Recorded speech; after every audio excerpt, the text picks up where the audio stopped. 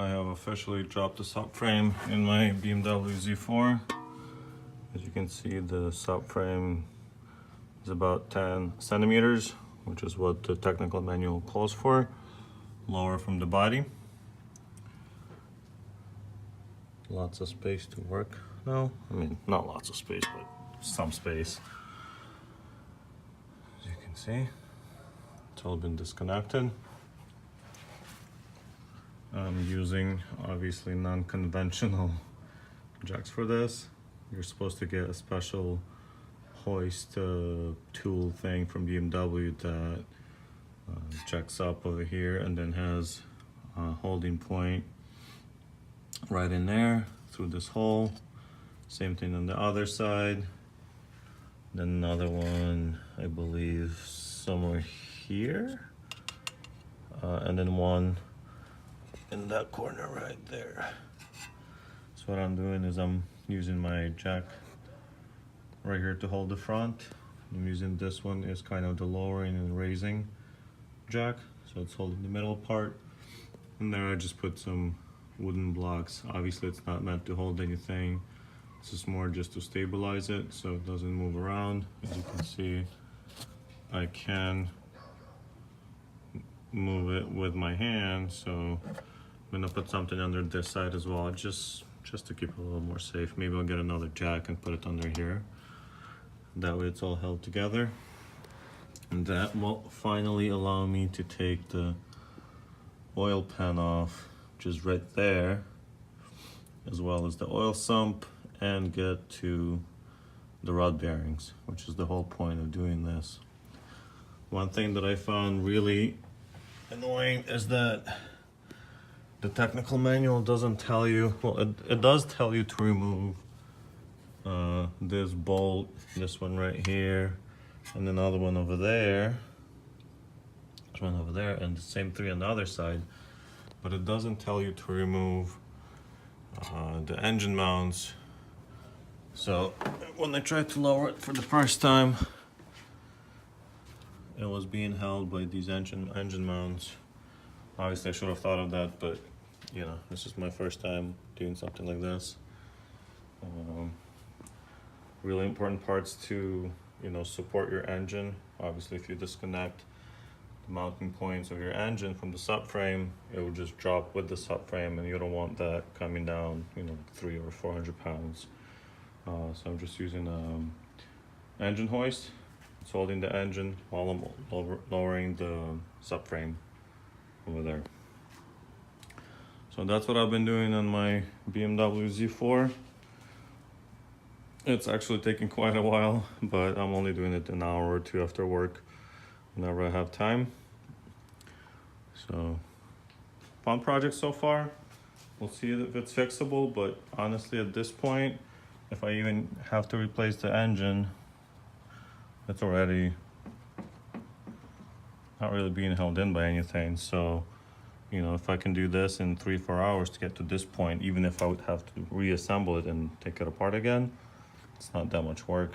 So at this point, I'll probably just have to disconnect it from the gearbox, disconnect all the hoses around. That's about it.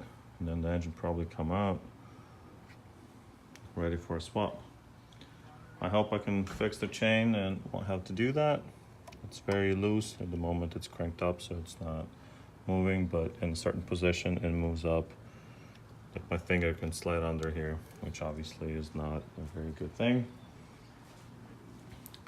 So yeah, this is a part of a troubleshooting slash trying to fix it.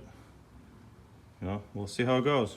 I'll keep you updated. So you guys might be wondering why I'm tearing all of this apart. Well, I'm gonna include a couple of videos from before I started taking it all apart. I went through some troubleshooting steps. I checked the compression, I checked the spark plugs, I checked the oil, see what's inside of there, stuff like that. I'll include those videos so you can take a look how I came to this conclusion. So what I'm actually doing is I'm going to replace the timing chain, which is right here. I'm also going to take off the oil pan and see if the rod bearings need to be replacing. I assume they do, since there is a knock. So from what I gather, the chain was the initial issue. That's what caused the knocking. I just want to see, what's inside the engine. So I'll come from the bottom, check it out, replace the rod bearings. They're not that expensive. They're about 30 bucks each. So I'm willing to risk a couple $100, for the chain, maybe another 100 or so for the rod bearings.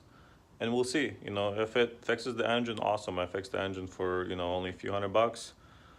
If it doesn't, well, only a few $100 lost, and then I can work on replacing the engine or take it to a shop and get it replaced. I'll see how it goes. But I hope you guys enjoyed the video. Stay tuned. We'll get this car fixed for sure, one way or another. It's gonna get there.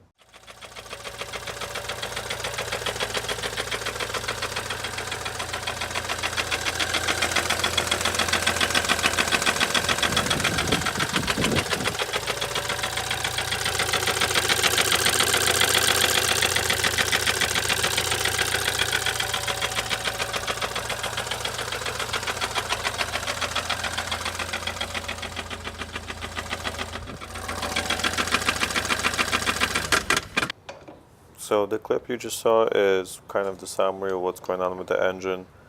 You can hear the metallic rattle, you can hear the chain bouncing around. The rest of the video is just showing some of the steps that I took to figure out what is actually going on with the engine and what I'm going to do next. As far as I can tell, there isn't any metal flake or any kind of metal residue in it. The way the engine is running, you would expect to see a lot of metal particles in this oil, but at least here there isn't anything.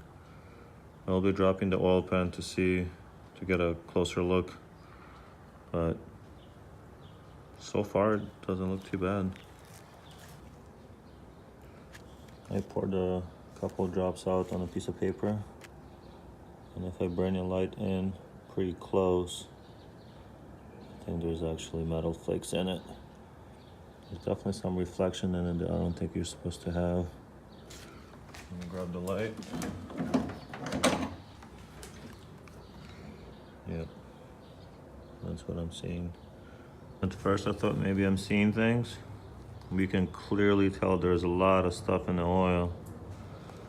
This is oil from my Mini Cooper that I just replaced the oil in today. This is the old oil, so I put a couple drops in. It's dirty, but there's definitely none of that stuff in it. It doesn't look so good for this engine. Alright, the next thing I'm going to check is to see if there's any scarring inside the cylinder. So I gotta take off all of this stuff. Take the cover off.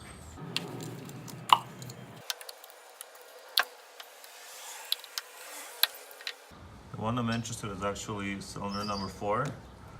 That's the one I believe to be knocking. It does look like I'm gonna have to take this off.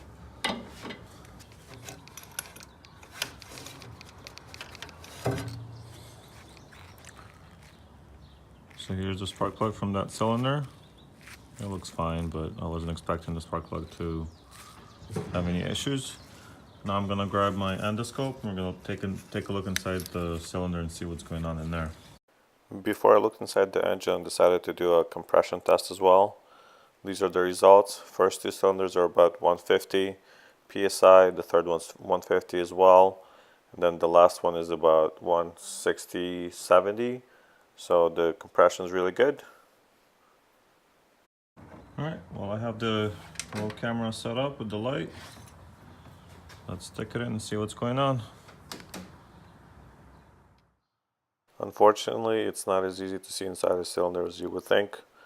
I've included a few seconds here and there of what it actually looks like.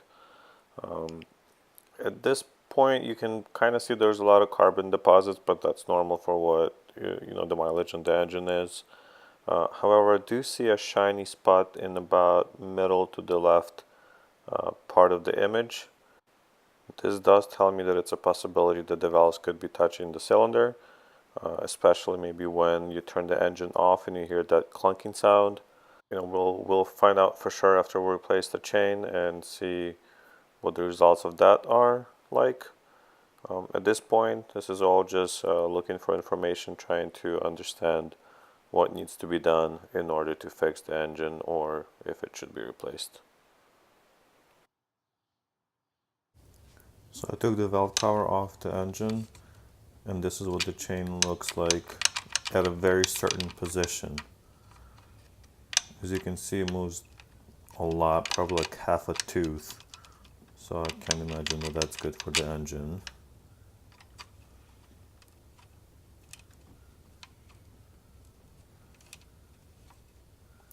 Now this part, this was after I spun the engine about half a revolution. Now there's no looseness or anything like that at all.